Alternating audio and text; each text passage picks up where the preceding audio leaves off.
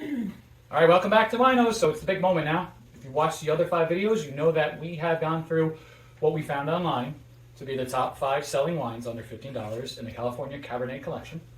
And again, these are all opinions. We're not experts, so trolls, no hating, please. And you'd be pretty surprised here. We were pretty surprised what we found out about after trying all these wines, because some of them I prejudged and I was actually pleasantly surprised. Some of them I'm a little bit shocked have more market value than others. But we're the firm believers that price means absolutely nothing when it comes to wine.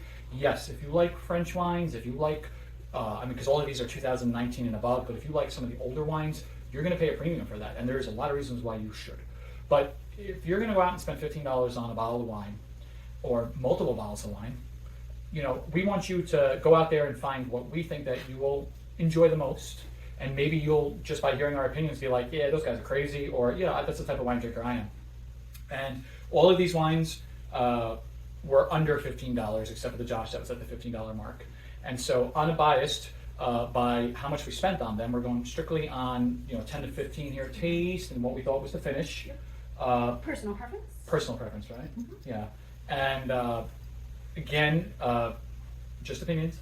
Mm-hmm. But I think when it comes to choosing wine, you have to really, there's thousands of them out there. And we plan on going through as many as we can, which we've already done. But we want to be just as surprised as you. So. And I sometimes just go by the picture. And a lot of people do that. And there's nothing wrong with that. Fellas, you have gone on a date and you said, I got a bottle of wine. I'm going to open it up. Holy shit, it's a wine opener because I don't own one yet. Mm-hmm. And you're going to go in and you're going to find the best dressed bottle there is in there. And sometimes that works out. Sometimes we'll have holiday parties and someone brings us a bottle of wine that's in the shape of a fish or some other weird thing. And we won't, it looks pretty, but we won't even drink that because we know that is toxic. So, yeah, it's true. If some of these wines pop out to you and they're good wines, then that's awesome. Like that Sterling popped out to me and it's a good looking wine.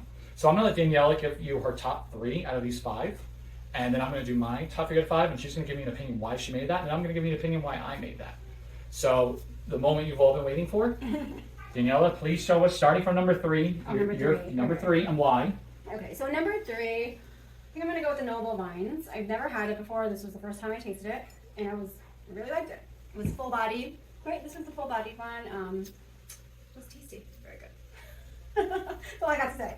And then my second choice would be Sterling, which I've had Sterling before, but I haven't had it probably in many, many, many years, probably since we were in Napa and went to the winery.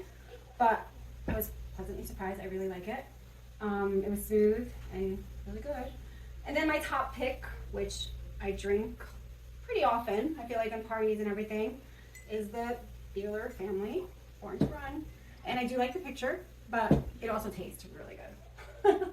And those are my choices. So 3, 2, 1. The Mondavi and Josh, not my favorite. Again, personal preference. So I agree with almost everything here. I like this wine. I just can't drink it. It's not for me. If you've been drinking wine a long time, you know wines that do damage to you and wines that don't.